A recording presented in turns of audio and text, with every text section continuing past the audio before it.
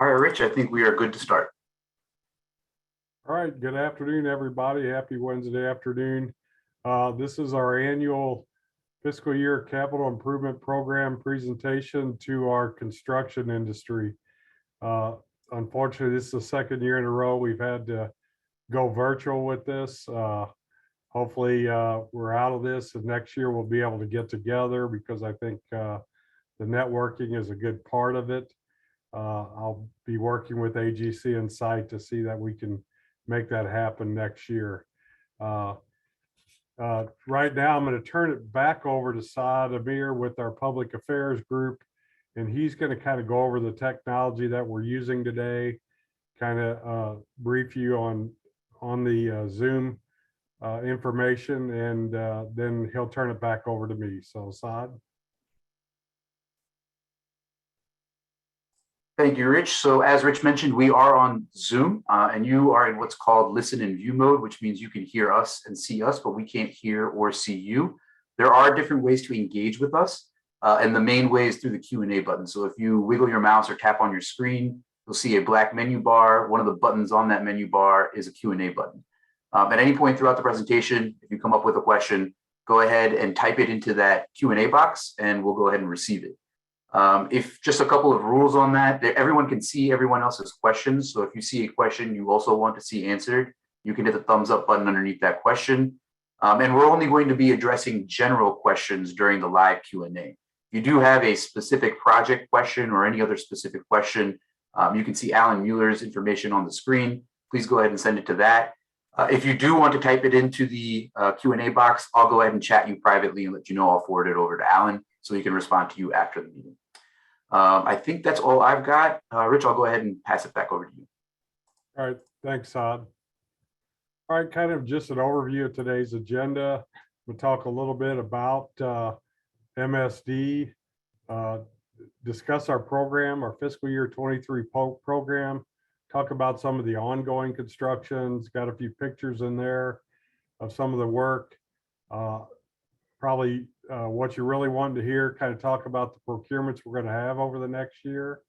I'll talk about some of our infrastructure work, our work order repairs, which definitely adds to the amount of work that we do throughout the year. We always try to, if things don't go off as planned, we always have contingency projects that we can pull together.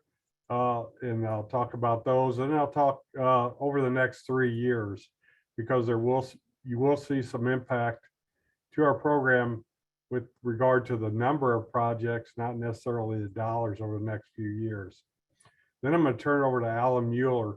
He's going to talk about our pre-qualification process, the small contractor program, going to talk a little bit about the bid schedule and plan room, prevailing wage, and then he's had a lot of changes over there in his group, so he's going to talk a little bit about those, who he has managing that group, and then some of his staffing. After that, I'm going to turn it over to Shonda Paredes. She's got some diversity news. Obviously, if you've been paying attention, she just released the results of our Disparity Study. She's going to kind of summarize that and talk to you a little bit about that. And then Brian Holscher is going to come on and touch a couple subjects that he's going to talk about, and then we'll be available for questions and answers. Saad will kind of direct those to whoever it appears that those would go to, whether it be myself, Sean, or even Brian or Alan. So that's kind of the outline for today. So just to kind of let you know, also, this presentation will provide the PowerPoint presentation to both AGC and site for their members. We will post the actual recording today's session. We'll actually post this recording on our website as well as having the presentation, the PowerPoint presentation available. Also, I'll talk a little bit about where you can find more details on the projects that I'm going to talk about when I get to that piece. So next slide. Just a little bit about MSD. I don't know how many new people that are on the call today. So MSD is two utilities in one. We are a wastewater utility and a stormwater utility. We are a government utility, so we're separate from St. Louis City and St. Louis County and all the other 88 municipalities. We were governed by a 6-member Board of Trustees. 3 of those members are appointed by the mayor of the city of St. Louis, and 3 are appointed by St. Louis County Executive. We serve about 1.3 million customers. Right now, we have 7 wastewater treatment plants. You're listening a couple of years from now, I'll probably be saying we got 6 because we're in the process of eliminating one of those plants. We treat about 350 billion gallons of wastewater a day at those 7 plants. And we have close to 9,000 miles of sewers, sanitary combined and stormwater sewers that we operate and maintain, which makes us the 4th largest sewer system in the United States. That's been pretty consistent over the last few years. Next slide. I'm going to talk about the proposed program today. What you're seeing there is the cover of our fiscal year 2023 budget supplement. Every project that I'm going to talk about in the summary of the projects that I'm talking about are located in a document we've referred to as our budget supplement. It actually takes each project, has the specific details, where our funding's coming from, the cost of the project, and a brief description in this book. The actual preliminary budget supplement, which is what you're seeing here, is actually already posted on the district's website.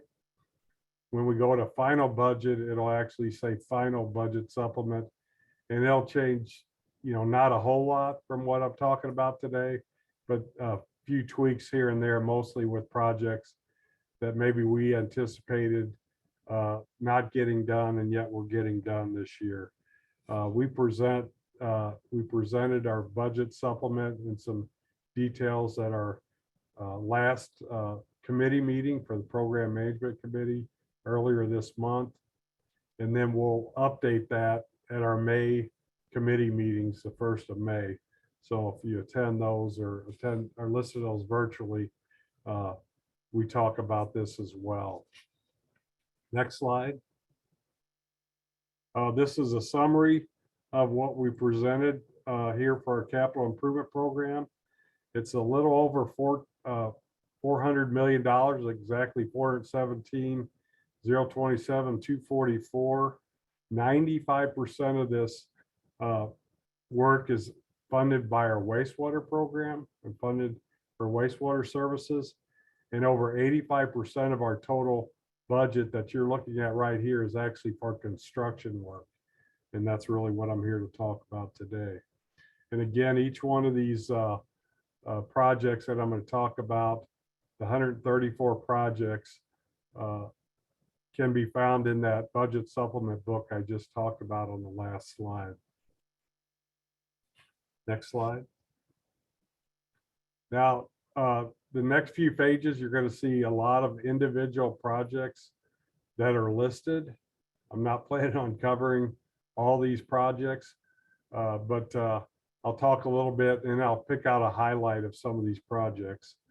The first page here is our proposed program for fiscal year 23. It's referred to as ongoing construction. In other words, our larger projects that we have going, we fund over multiple years. This is funding in our capital program for 2023, where we've bid the work during this fiscal year, yet we've split the funding up, so there's still some funding going next year. There's a total of 8 ongoing projects where we have funding in fiscal year 23 that amounts to about $95 million worth of work. Probably the largest one there right in the middle is our Lower Merrimack tunnel from Baumgardner to Fenton. This is a tunnel that's going from our Lower Merrimack treatment plant up to our Fenton treatment plant. And eventually we'll take that treatment plant out of service, and the flow will travel this tunnel down to our our Lower Merrimack plant. In addition, next big highlight there is We just recently bid our Lower Merrimack treatment plant, the expansion, which is called phase 2. We're increasing the size of that plant to allow for the flows from Fenton. And then we're also taking off a couple of pumping stations that currently are in the Lower Merrimack watershed. So this is an amount in addition to right now the district has over $275 million worth of construction that Alan's overseeing right now. So we have a significant capital program already ongoing before the projects that I'm about to talk to you about. Next slide. This is at our Fenton wastewater treatment plant. This is the very upstream end of that Lower Merrimack tunnel I was just speaking of. Over there to the left side of this photo is actually the shaft, the upstream shaft of that tunnel. The flows from the treatment plant will be diverted to that shaft and into the tunnel and down to our Lower Merrimack treatment plant expansion. Next slide. This is just another angle. If you recall, or you've been around in 2015, 16, this is right along the Merrimack River. This plant was completely underwater. It was flooded. Since that time, you can kind of notice the roadway goes up. We built a new levee around it. The plant was rebuilt and put back into service. And we needed to do that because this project wasn't complete at the time. So again, the plan is to eventually take this plant out of service over the next 2 to 3 years with that tunnel. Next slide. This is just a picture of that shaft that you were just looking at, looking down into that shaft. Obviously, the tunnel will eventually come up and then tie into this shaft, probably a couple years from seeing that happen. Next slide. This is probably our largest open cut sanitary relief project going right now. This is our Deer Creek sanitary relief project. This is part of phase 3 and 4, currently being constructed right now by Barra Construction.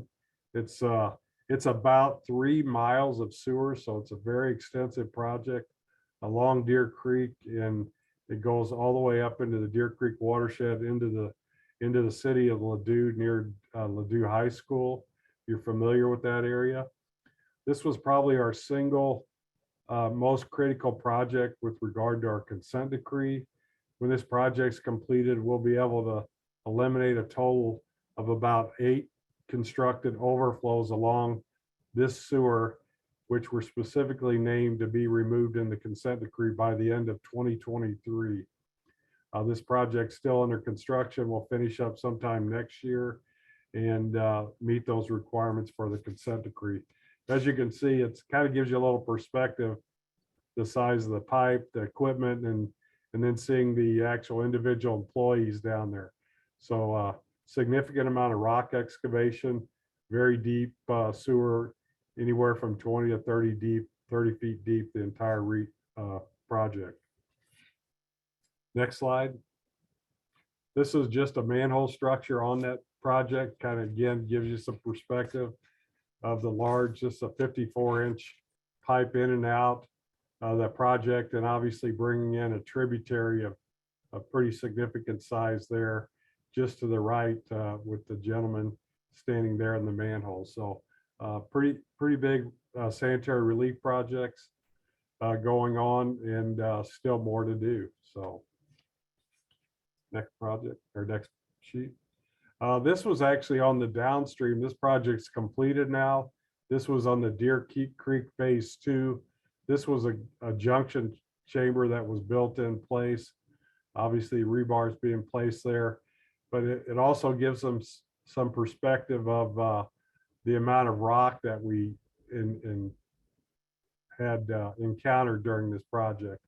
Again, like I said, it's 20 to 30 feet deep, and most of the time we're in 15 to 20 feet of rock as part of that. So there was significant blasting through this area, and this is just one of those major junction chambers on that project. Next slide. I'm going to talk a little bit about some infrastructure, what I refer to as infrastructure repair work. Like I said earlier, the district has 9,000 miles of sewer out there, and occasionally we'll have issues where a pipe collapses. This is one of those. It's basically a repair where the sewer's collapsed, not a large sewer, as you can see down in the trench there. It's just an 8-inch sewer. You can see the manhole there just above the shoring. But just to make this repair, we're talking about close to 30 feet deep for this sewer. Very elaborate shoring that was done. This was a project called Springdale Sanitary Sewer Repair. We have a number of these projects on an annual basis that just a simple repair will cost us anywhere from $50,000 up to close to $500,000. Obviously, the repairs have to be made. We can't have sewers overflowing into creeks and backing up into basements. I'll talk a little bit more about that a little later on what kind of dollars that we put towards that type of work. All right, next slide. This slide here is although the primary amount of work, I think 95% is what I said, goes towards sanitary sewers and our consent decree work. We do have repair work and storm sewer work going on. This picture you're seeing here was a trapezoidal channel up in the North County area. I think maybe even in the city of Florissant. There were a number of these type channels built in the 70s and 80s, and these are in disrepair. So now we're going back in and we're making repairs on those. In 2016, the district passed a property tax which provided us funding, close to $25 million worth of funding to make repairs on the public storm system out there. Playing a little catch up, so there's a lot of work out there to do. That's part of that infrastructure program that I referred to earlier. Next slide, Sat. Now I'm going to get into the procurements that we're actually going to be bidding over the next fiscal year, starting in July and running through next year at this time. What you're seeing there is we have a total of 49 new projects for a total funding of about $222 million. That might change a little bit between now and next month when I go to the board, because we're still finishing up projects from this year that were supposed to be carried over. Also, there's additional dollars that aren't on this particular list for the infrastructure work that I just talked about, which is about another additional $15 million worth of work. And I'll talk a little bit about the number of bids that'll add to this number of 49. Typically, we've had anywhere between 100 and 120 new bids that we've done each year. Probably looking at closer to 100 this year. Be important to pay attention here a little later in the presentation when I talk about the future fiscal years, because this does the amount of total bids tapers off, but the dollar amount stays up in the $400 million range.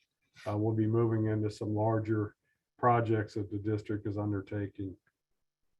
Like I said, I'm going to go through each one of these categories: CIPP, facilities, pump stations, sewers. I'm going to go through each one of those.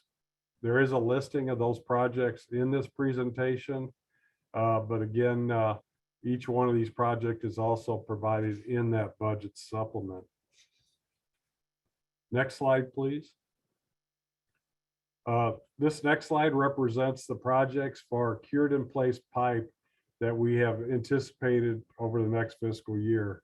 There are a total of 9 cured in place projects for a total of about $29 million.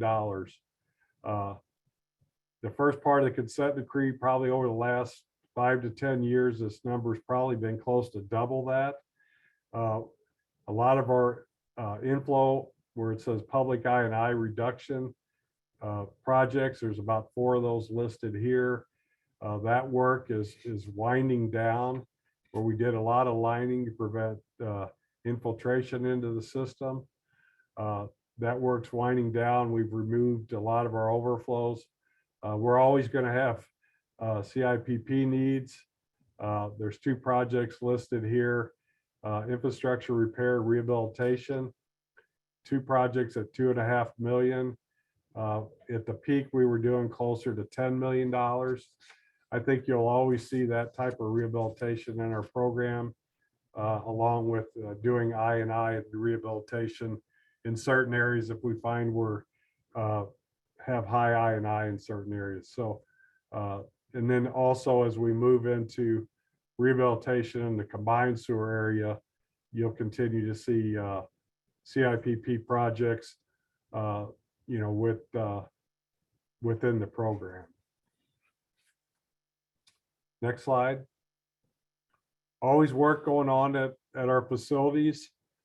Some significant projects here. There are 6 projects that are being bid over the next year for a total of about $132 million.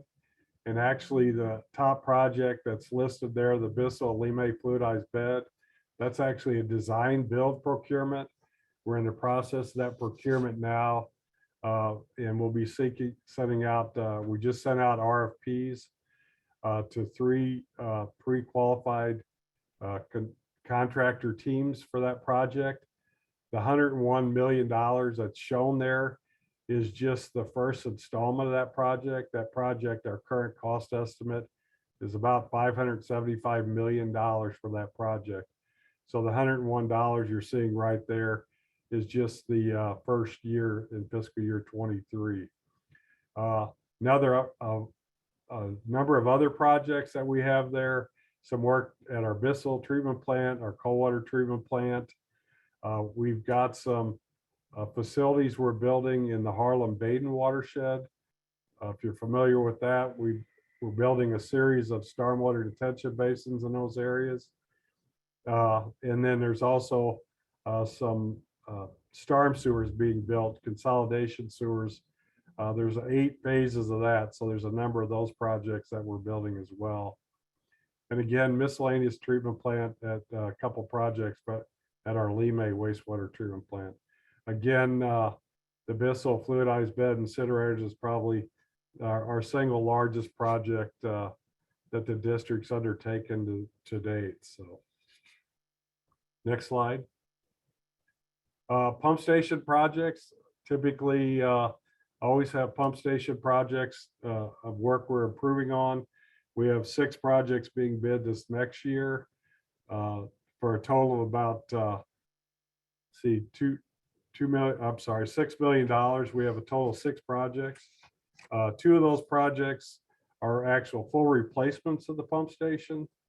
And then 4 of those are various renovations to the system. So right now we have over 270 pump stations out there. So you're always going to see this type of work as part of our infrastructure projects. Again, it'll be everything from rehabilitation all the way up to replacement, or even possibly elimination of these pump stations. Next slide. The next number of slides, I think there's 4 slides. There's a total of 26 sewer projects. These include both sanitary sewers, combined sewers, and storm sewer projects for a total of about $50 million. That makes up the bulk of the bidding that we do. I don't remember the exact number. I thought it was like 39 projects that we'll be bidding this next fiscal year. These first couple projects, there's large sanitary relief projects, very similar to the ones that I showed pictures of there, all the way down to probably one of our larger storm sewer system listed on this first page for the Larimore storm sewer. Close to a mile of storm sewer to alleviate some flooding in the area in the North County area. Next slide. Again, a couple smaller projects. I wanted to definitely point out here storm sewer projects of about the $600,000 range. Again, the upper projects that are identified here are sanitary relief projects. Some of these do include the removal of overflow, but most of these are projects just to prevent basement backups, which are required to be eliminated as part of our consent decree. As you notice right there in the middle, there's a Newport Landing pump station elimination. Again, we're taking out a pump station, and there's been some development enough downstream that will allow us to abandon that pumping station and treat that area by gravity. Next slide. I want to call out a specific project here that was actually showed up on the last sheet, the very top one. We've been performing some cured in place work in the airport area. There's a large number of sanitary sewers that flow through the airport, large number of storm sewers within the airport that are actually public storm sewers. We've done some work there, but what we want to do here is we're going to kind of do a find and fix type project where we're going to go in, identify, do the CCTV inspections as part of the project, and do rehabilitation and port repairs as part of that. So you'll see two projects identified. The reason there's two is we have actually two sources of funding, both the wastewater source of funding and stormwater source of funding. As we get in there and look, I very well think this project will continue on into future years. There's a lot of requirements when dealing with the Lambert Airport. So hopefully that project we'll be able to get some of those things taken care of, the issues there. Also on this page, we actually have the construction of a small low pressure sewer system for grinder pumps as part of the program. Last sheet, just a couple more sanitary relief projects that actually include private I&I reduction. If you recall, over the last 5 years, we've had a number of these projects where we've actually gone on individual properties, removed downspouts, removed area drains, removed garage drains, made connections to storm sewers, things like that, down to just a couple of these type projects. So there's two more in the next fiscal year. Again, they also include sanitary and storm sewer construction in addition to the removal of the private I&I. Next slide. This is one I told you I'd spend a little time in. It's referred to as our work order repairs. Alan's going to, and we refer to it as our small contractor program. Alan's going to discuss that a little bit here in the future. But the district sets aside $15 million just to do repair work on both our wastewater, our stormwater system, and small repair projects at our plants. These projects aren't identified. They're basically identified by our operations group as they're out there cleaning and televising. They identify, just to give you some idea of what this $15 million will generate. It will typically generate anywhere from 150 to 200 small contractor projects. These are repair projects under $50,000 where we utilize our small contractors, in addition to our small minority and women-owned contractors. It allows them to do this type of work without having to bond the project. And then eventually, hopefully, they'll build themselves to where they'll be capable of doing work on larger projects and help grow contractors and workforce for doing MSD's type work. And I kind of mentioned 15 million, about 7 million of that then is work that actually we bid out through our plan room that are over 50,000. I talked about that a little earlier. These projects could range anywhere from 50,000 up to $500,000 for repair projects. Again, depends on how deep and the complications of the project. What that'll do is add anywhere from 30 to 50 new bids for work in addition to those 50 that I talked about earlier. So I talked earlier that we've been averaging bids anywhere from 100 to 120. You add these bids to, we'll be looking anywhere from 80 to 100 new project bids over this next fiscal year. So still a significant amount of work that's bid out in addition to the small repair work. But that's kind of the numbers that we anticipate seeing this next fiscal year. Next slide, please. Contingency projects, that full list that I just showed you, they're all in design or in easement acquisition now. And very potentially something could go wrong or project get delayed or we're unable to get an easement. What we do is we have other projects that we're actually designing right now and getting easement acquisition on that we want to make available should one of those other projects not come through, then we could move one of these projects up. Obviously, we'd still stay within our current budget. We won't move projects up unless we have the budget available. There's quite a few of these projects. We list 24 projects for a total of about $56 million on these lists. The budget supplement book that I talked about earlier, these individual projects are in that book. And it does kind of give you a look-see as to what we have coming up in future years. And I'll give a summary of those future years in the next few slides. Again, if you have any questions, make sure you type those in and we can come back to a slide later, or I can try to answer your question later on any specific project that has listed. So next slide. I'm just going to have you skip over that one. That's just some additional contingency projects. All right. This kind of gives you an overview, and I'll touch each one of these fiscal years. But as you can see, we're in fiscal year 23. We have about 49 bid opportunities. Still a number of projects in our fiscal year 24, total about 67. I think the breakdown of those projects is going to be very similar to what I just described. Stormwater projects, wastewater projects, CIPP, and facility and pump station projects. So you'll see very similar.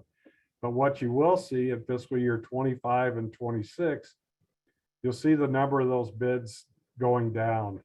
We will have completed a lot of the sanitary sewer work that was committed to in our consent decree.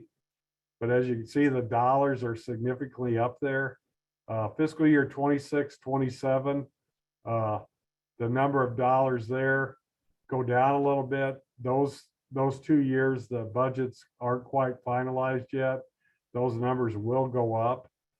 But during fiscal year 26, 27, a good deal of dollars will be going to the incinerator project that I talked about, and we'll begin construction on a large diameter tunnel under River to Pear, which is right now about a $700 to $800 million tunnel project that'll be bid around fiscal year 27. As you can see, it's still a lot of dollars. Close to $1 billion, almost close to $2 billion over a 5-year span. A lot of work going on here at MSD. Next slide, please. Fiscal year 24 kind of gives you an idea, about $179 million worth of projects, a total of 67 projects. Big number that hops out there again are the sewer works. A lot of that is both wastewater, sanitary relief projects, and stormwater projects that are currently in design. right now. Again, as always, we're always going to have pump station projects. We'll continue to do CIPP projects and have projects at our wastewater treatment plants as well, our facilities. Next slide. Fiscal year 25. This is the when you see that number for the number of sewer projects going down. I will tell you that fiscal year 25 starts our next rate cycle. We go to our rate commission with 4-year rate cycles. Fiscal year 25 will be the first of that next 4-year rate cycle. As part of that proposal, our next rate proposal, the district again is going to seek funding for stormwater projects and to fund flooding and erosion projects throughout the district. That program would be about $30 million a year in stormwater work. And a lot of those projects would be sewer projects that we would start doing those projects in fiscal year 25 and 26. We are not showing that work right now just because we do not have approval, but that would impact the numbers that you're seeing right here. Probably more on the sewer side and the bank stabilization side, which would increase that number of bids. Wouldn't be the large scale sanitary relief projects, but would increase the number of sewer projects that we're bidding, probably close to double that 21 there, close to 42. But again, hopefully I'll be able to tell you a little more of what that looks like when we get together next year. Fiscal year 27, fiscal year 26, very similar to 25. Again, if we get a stormwater rate, those number of sewer projects and bank stabilization projects will increase this number. But again, the total dollars there, the reason the actual new bid dollars aren't showing is a lot of our dollars are tied up in those large projects that I just mentioned earlier. This is the 62 million represents new construction dollars, not necessarily the dollars that are already tied up in the project. And then finally, fiscal year 27, we are starting a new tunnel. You'll see that on this slide. That's the new tunnel on the lower river to Pear, with the first installment of that project at 72 million in fiscal year 27. So that kind of covers the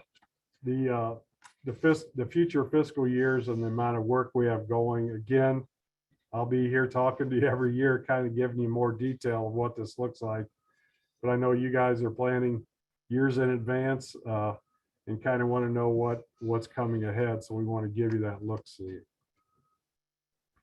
And then the final slide for me is we do have 3 design build projects that are in the works over the next 3 fiscal years. We do about 1 design build project a year.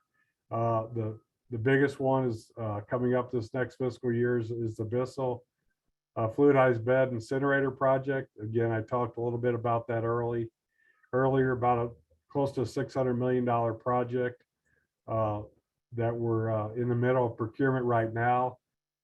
We just completed construction of a design build wet weather storage facility up in the Pagedale area.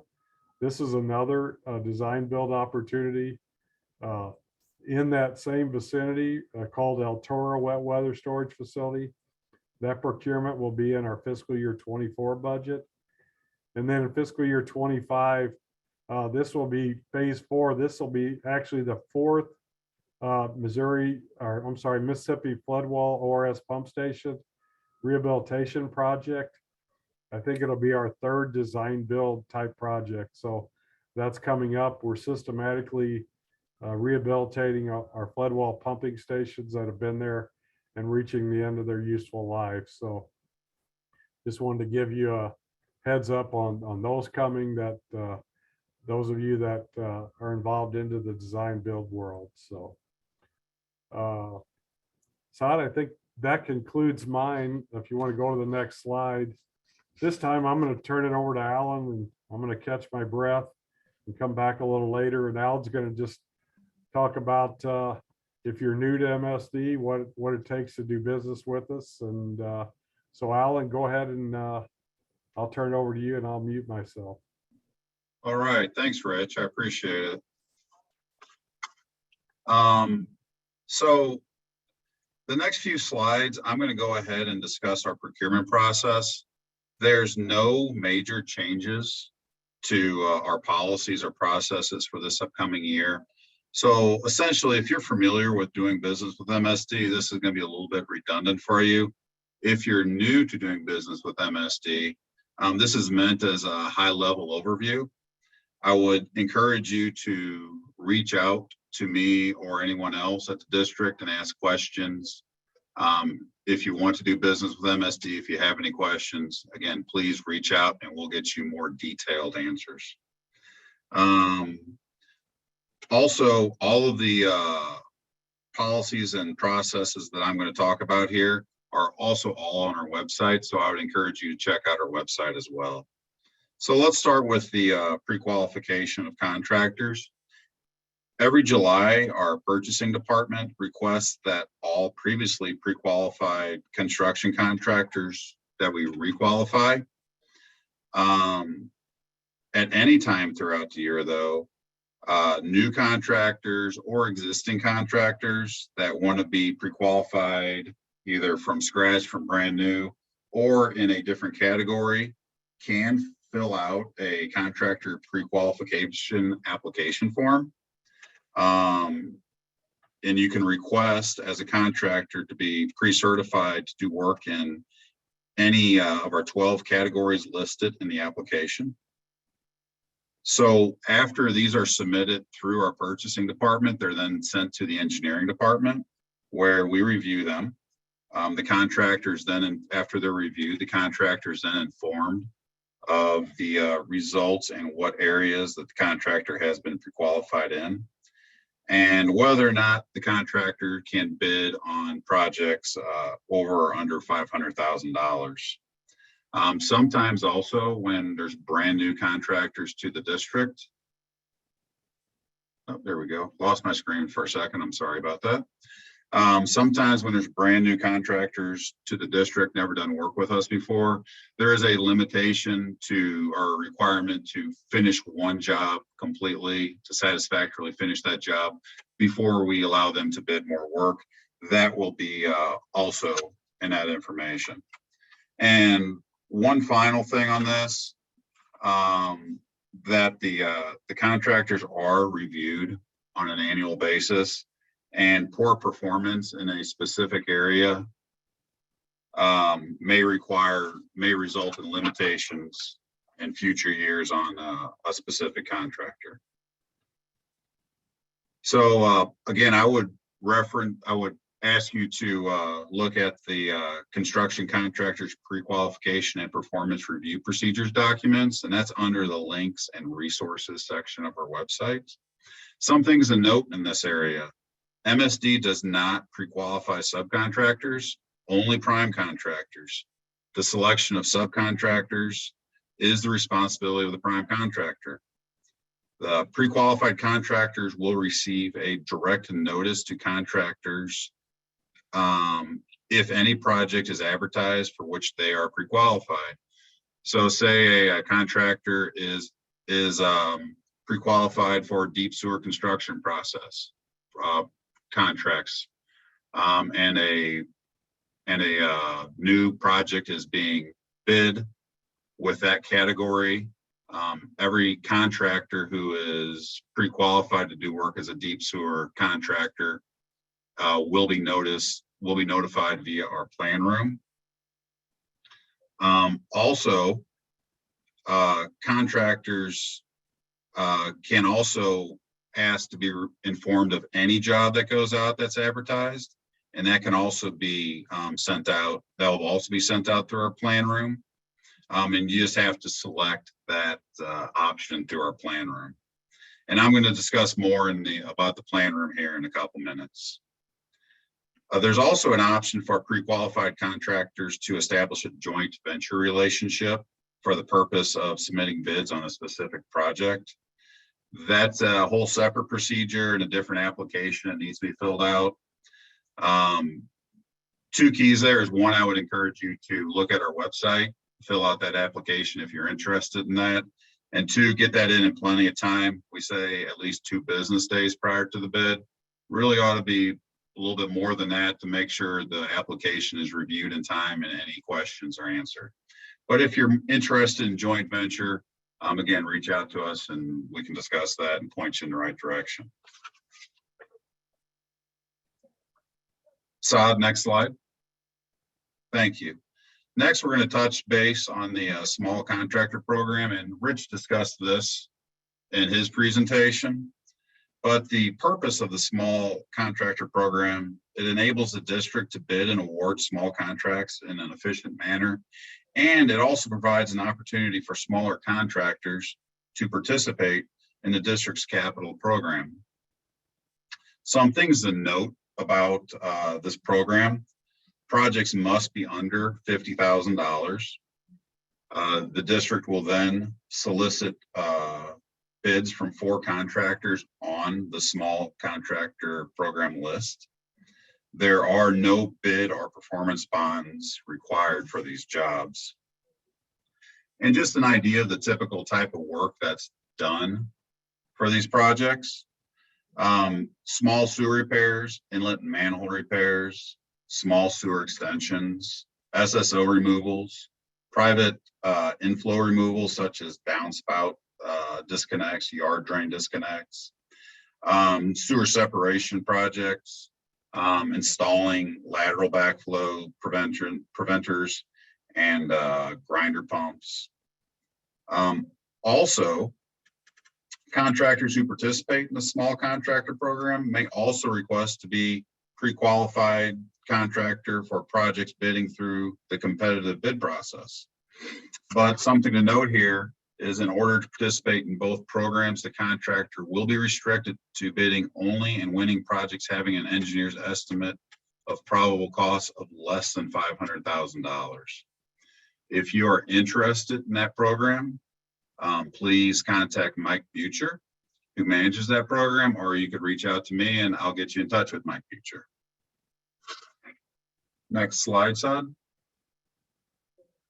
Next, we're going to touch base on the bid schedule.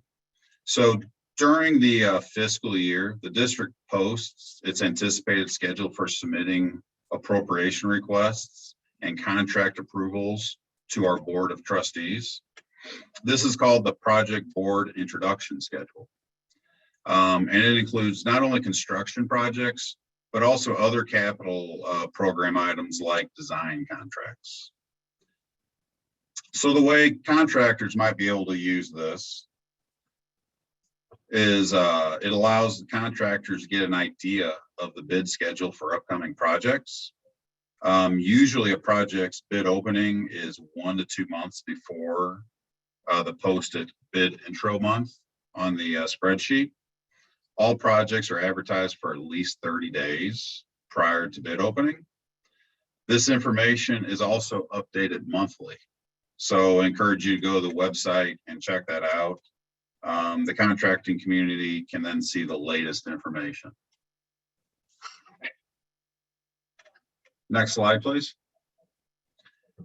We mentioned the plan room, or I mentioned the plan room previously. So the plan room is our way to disseminate, distribute plans and specifications and other important information out to our contracting community.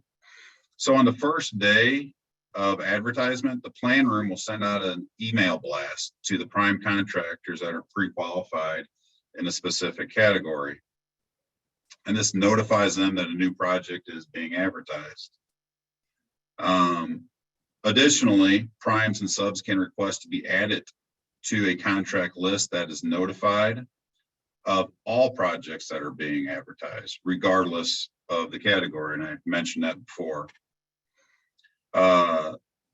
In addition to the plan room, public advertising also occurs in the St. Louis American and either the St. Louis County, and if the project is being performed in St. Louis County, or the daily record if the work is being done in the city of St. Louis.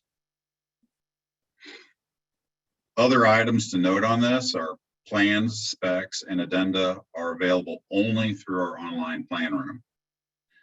All plan holders for a given project are noted on the website. And we do hold public bid openings.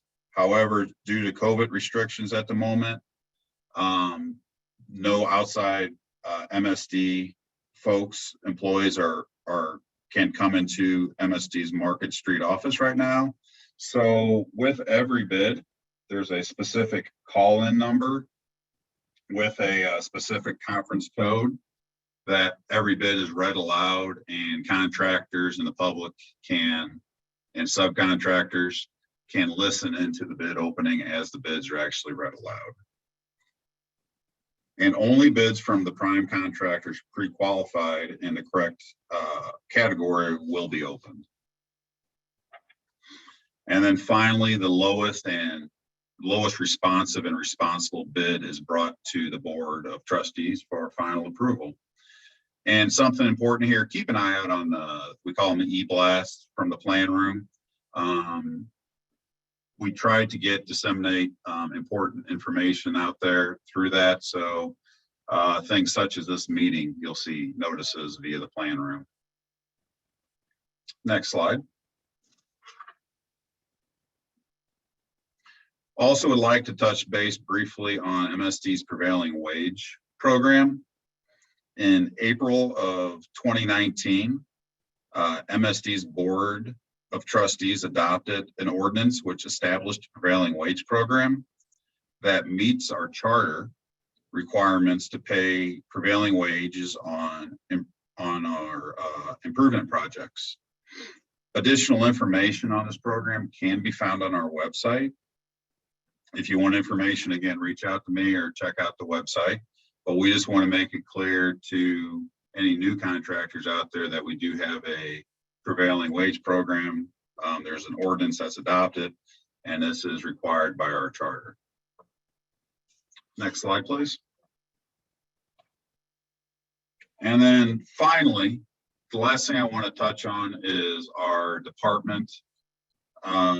Rich mentioned this. There's been quite a few changes. I think I was discussing with Rich or someone else that probably in the last 2 years, we've had more change in the construction group than I've probably had in the last almost 10 years. So the district's engineering department on this slide is organized into 4 divisions: the planning, design, environmental compliance, and construction management division. And we're going to take a moment to discuss the construction management division and the district staff that you might be working with. Next slide, please.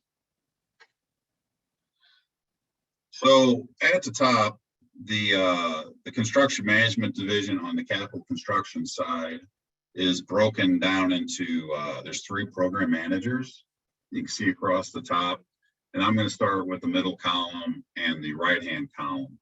So Chris Bergman and Kevin White are the program managers over what I call the open cut groups. Open cut means anywhere from sanitary sewer, storm sewer, creek bank biostabilization, private inflow removal projects. They have a staff of engineers and inspectors that work under them. They each have 2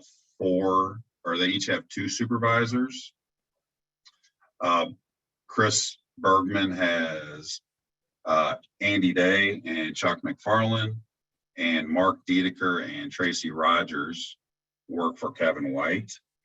Something to note here, Kevin's although he's been at the district for 3 or 4 years now, he's only been in this position for a little over 6 months. And Chris Bergman actually has only been with the district for about 2 months now. So not new to engineering or the construction industry, but definitely new to the district and or these positions. So just want to point those out. And hopefully next year, we could meet in person, and we could get out and you can meet both Chris and Kevin in a different setting. On the left-hand column, there is a group. The program manager is Kent Kotoff, and we call it the facilities group. Facilities might be a little misleading. It's our large facility projects and the CIPP projects are managed through this group. Large facility projects include tunnels, tanks, large pump stations, treatment plant upgrades.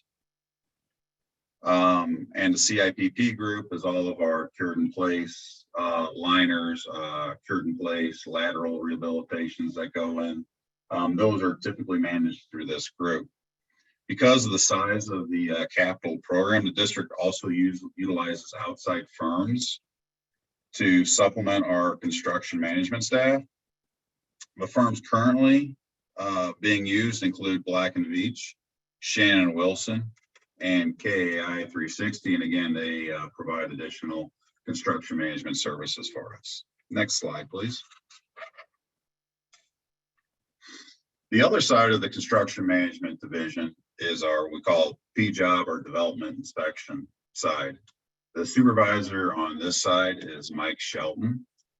And this team of inspectors, CAD personnel, they manage and inspect the development inspection projects. So when they're built, make sure they're built in accordance with the approved plans from our plan review section. And before they're dedicated to the district, we make sure that they're built in accordance with our plans and specifications. And then finally, the very right-hand side is our admin support. That's led by Angela Silverschlag. You guys already know this. They're nothing happens without this core group of our contract admin staff.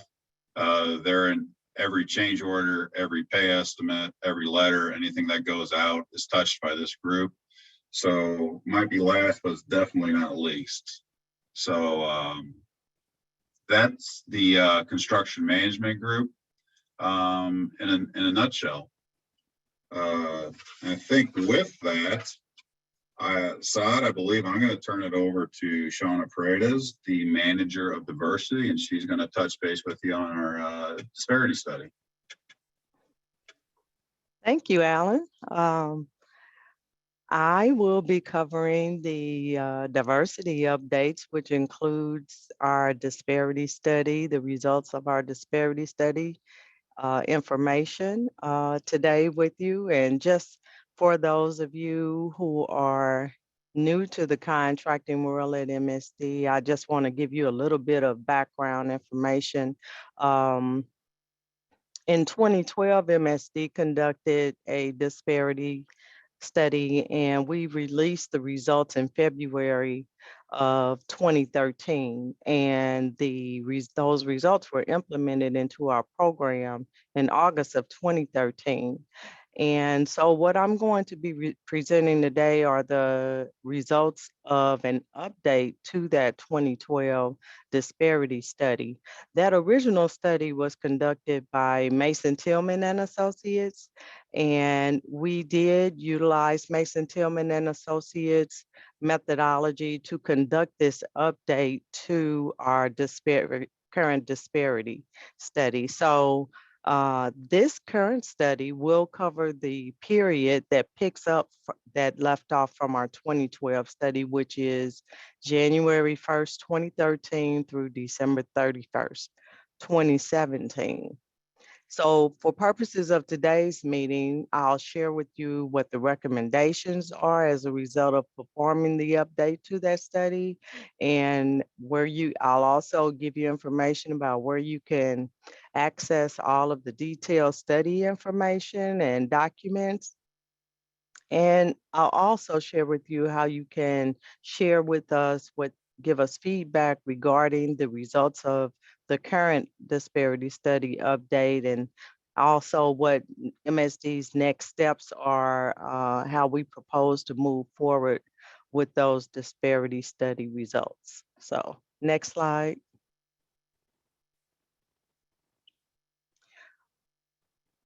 So with the results, before I get into covering the actual remedies and recommendations, let me share with you that the construction and contracting industry did an awesome job of complying with the diversity programs here at MSD in order for us to arrive at the results that I'm going to be sharing with you today. And once MSD implemented our changes to the programs in construction and began reporting on compliance and participation, we had the cooperation from our contractors, labor providers, community stakeholders.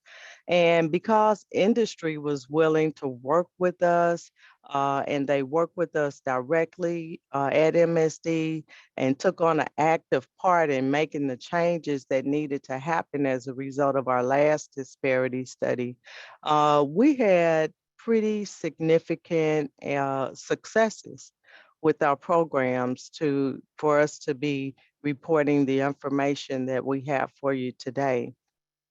And for that, I say thank you. Kudos to the contractors who worked with us to make our programs to be extremely successful. And let me also add that this analysis and the remedies and recommendations are largely based on availability of more minority and women-owned businesses in our industry and in our service area who want to do business with MSD. And as our programs begin to take shape with the results of the last study, reports of doing business with MSD begin to spread, and more minority and women-owned businesses begin to see that there were opportunities at MSD and that they did really exist, and they began to more want to do work with us. So we did have increased participation as a result of us changing our programs and implementing changes over our programs over the years since the last disparity study result for us to realize those successes. So first here, on this slide are let me start with the race and gender conscious remedies at both the prime and subcontracting levels. These recommendations are narrowly tailored to the ethnic and gender groups which had a documented disparity. Now, there were 3 recommendations at the prime level and 2 at the subcontract levels. The first recommendation you see here applies to incentive credits for professional services. And that falls outside of our construction industry, but you're directly tied to professional services in that, with the design of your construction projects. The next 2 bullets fall under the construction side of the house, with the first 2 which establish sheltered market program for purchases. This is mainly for purchases and other services that do not exceed $10,000, and the actual details of their recommendation is in the details of the documents. The next is to implement a mentor protege program, which would assist a contractor with building capacity. And these are designed to increase the capacity of MWBEs that participate on our program. Next are the subcontract remedies at the bottom you see here, and those are represented, by recommendations for having new goals as a result of the disparity study analysis. So for building construction, the recommendation is 21% MBE, 10% WBE, non-building construction, 10% MBE and 10% WBE. Now, there were also subcontract recommendations for engineering professional services that you see that you see here that we previously did not have as a component of the 2012 study. But we did end up with those as we did the update of 18% MBE and 13% WBE subcontracting goals. And the last bullet at the bottom is for us to more clearly identify the commercial useful participation for all contractors who provide transportation services to MSD. And let's go to the next slide. And then there were also gender neutral recommendations from the 2012 study, and those recommendations were geared towards all groups, particularly small business who were interested in doing business with MSD at both the prime and the subcontract levels.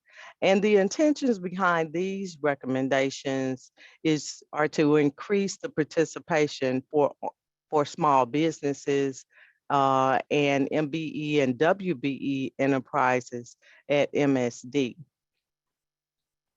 This final piece of information component is the results of our workforce study that was also performed with this disparity study update, which resulted in the construction area of 37% minority, 11% women. You'll see that there's a slight increase for workforce goals with this study update. And then there's also a slight increase for the use of apprentices on our construction projects. It went from 40% to 46%. And again, we're also sharing the engineering professional services workforce goals that increase slightly with this study update. And then on this final slide I have, this is information.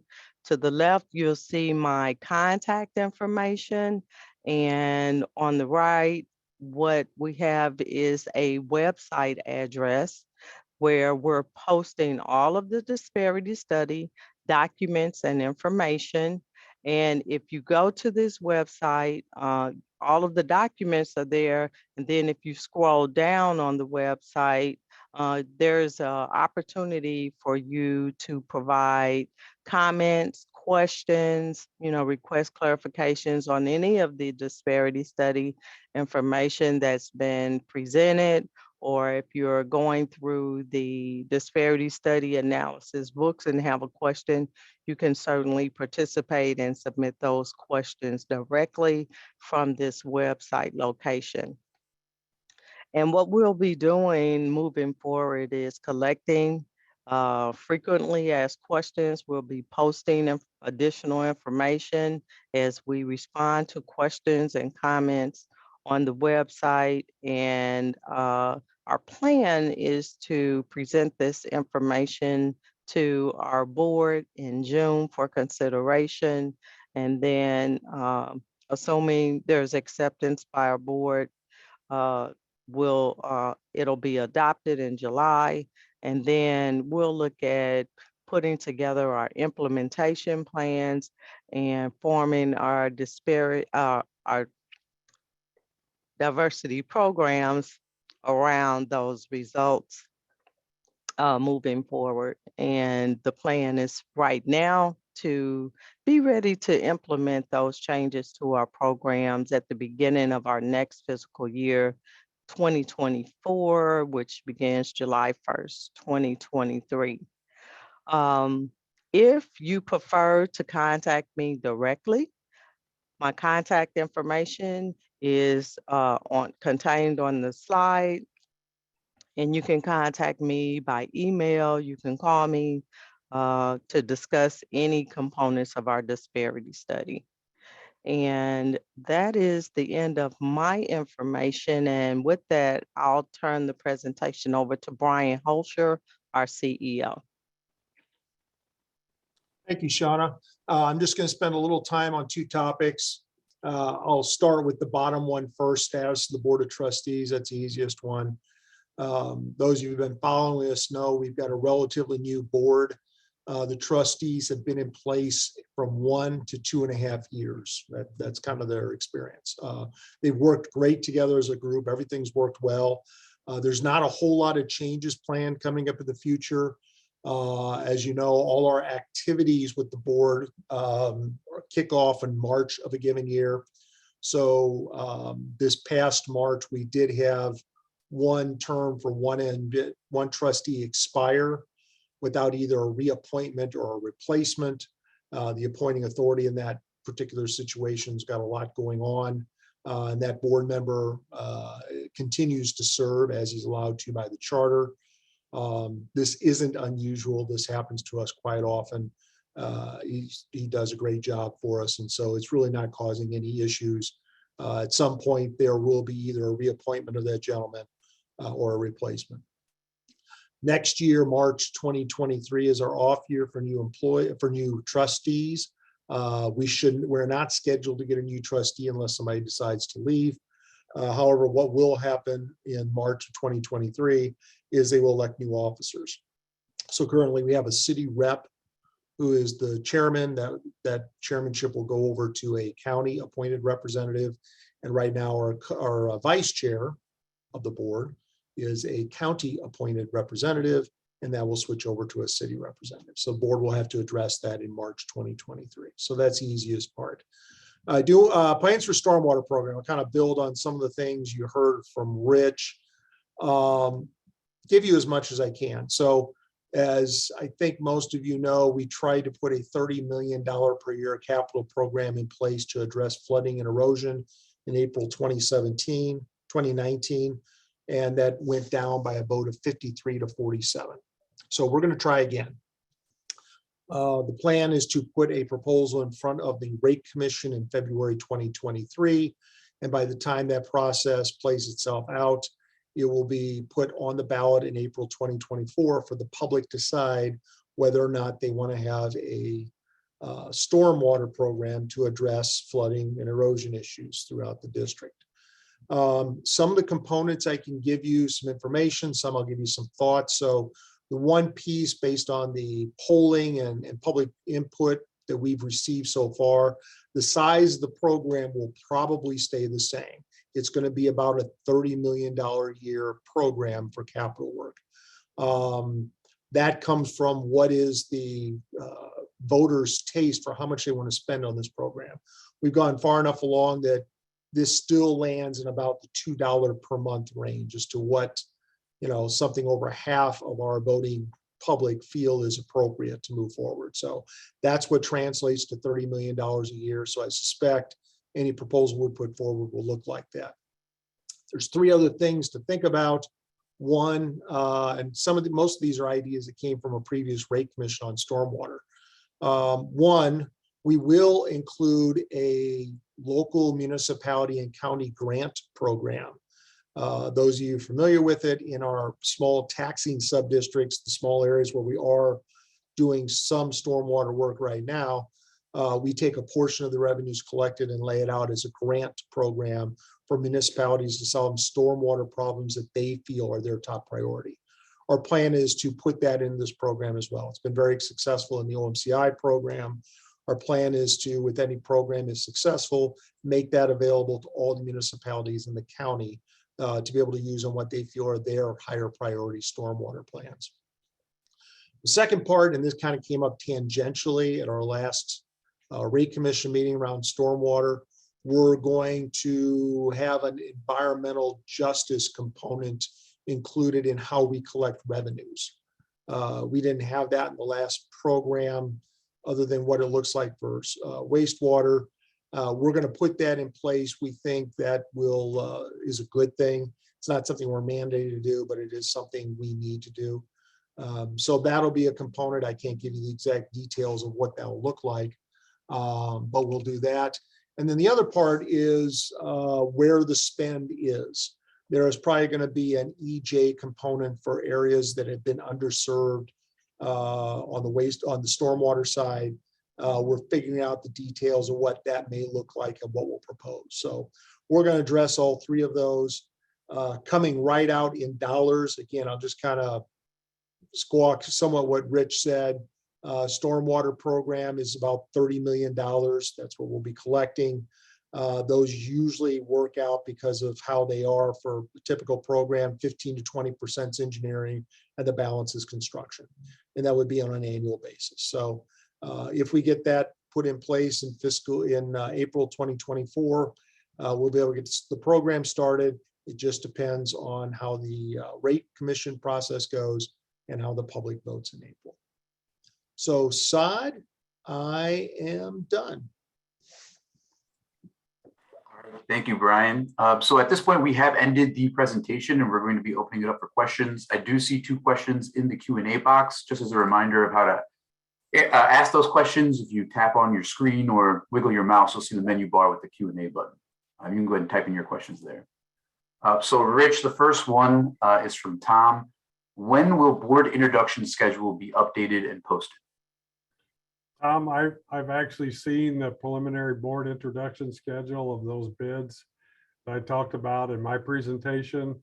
We finalized that in the month of May. So we post that board intro out there. The current one's out there. The plan is hopefully by June 1st to have that out there or sooner.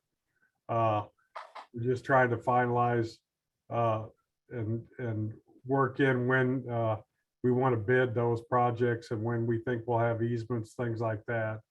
Because I do hold my staff to actually meeting those bid dates or board intro dates. We accomplish that pretty much annually, mostly about 85% of the time. So we do pretty good with it. So I have seen a preliminary, so hopefully that'll come out soon, give you an idea as to when those jobs are going to bid.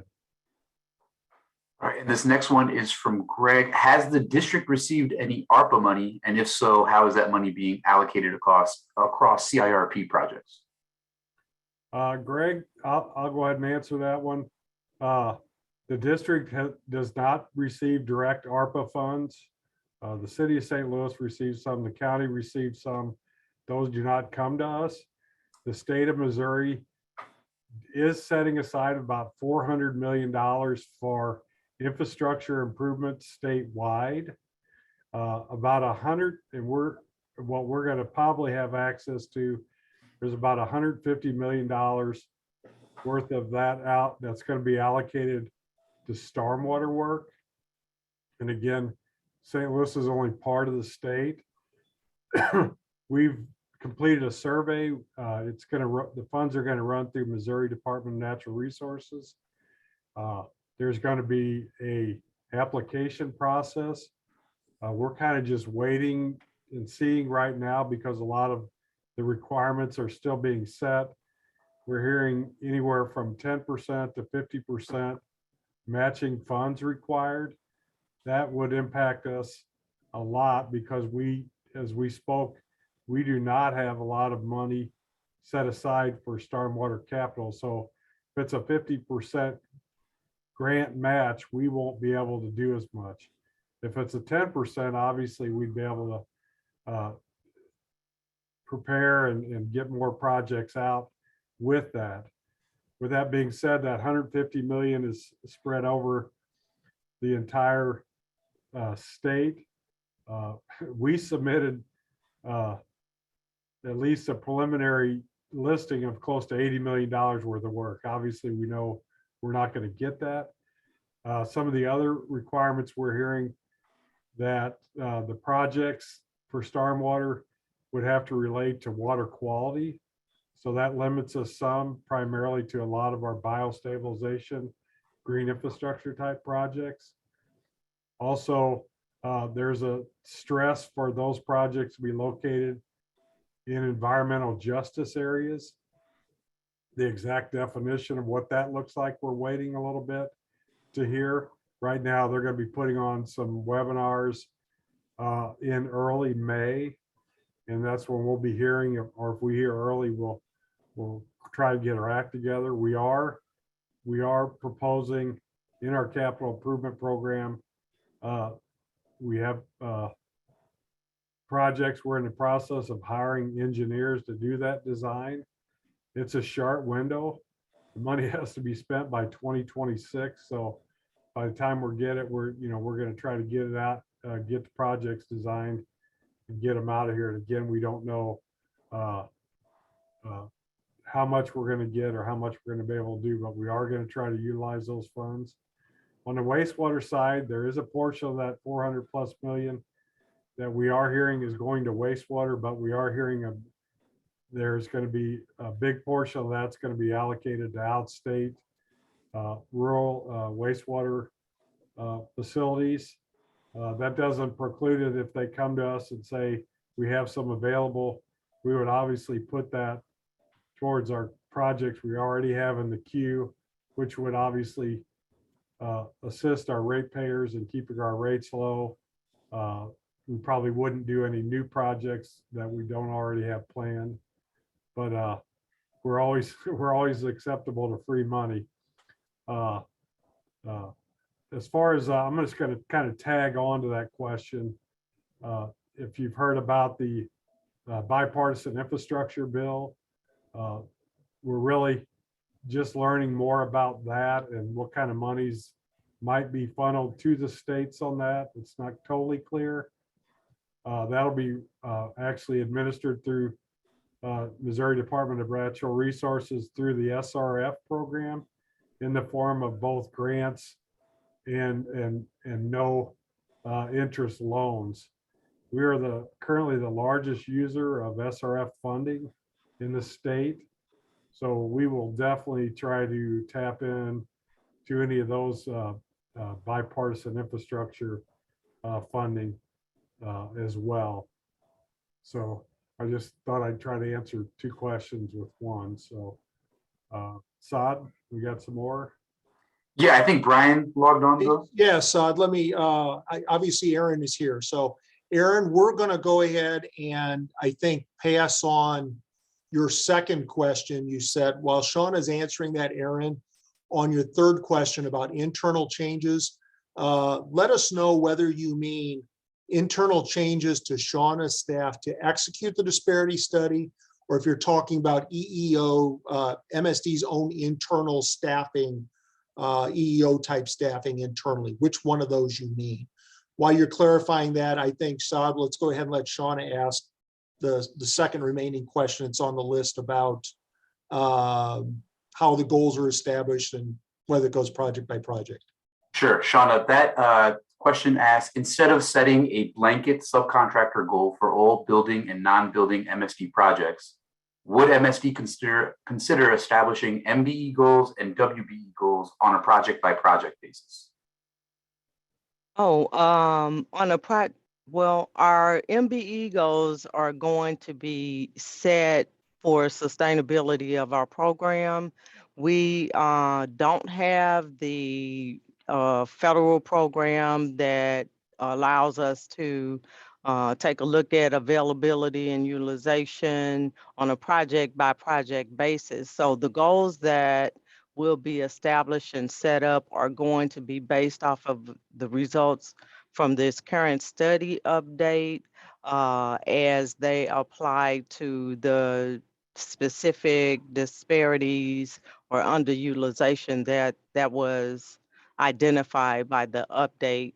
And then moving forward, we plan to take a look at, after implementing any changes to our goals, we'll take a look at our programs again after they've been in place for about 5 years or so, and that will become a basis for us conducting our next study, because our plan is to regularly visit our programs to ensure that, if there were disparities, we are eliminating them as we did with the 2012 study. I will also go ahead and put that out there that, with the 2012 study and the changes that we did implement across the programs, we were extremely successful in addressing those disparities that were identified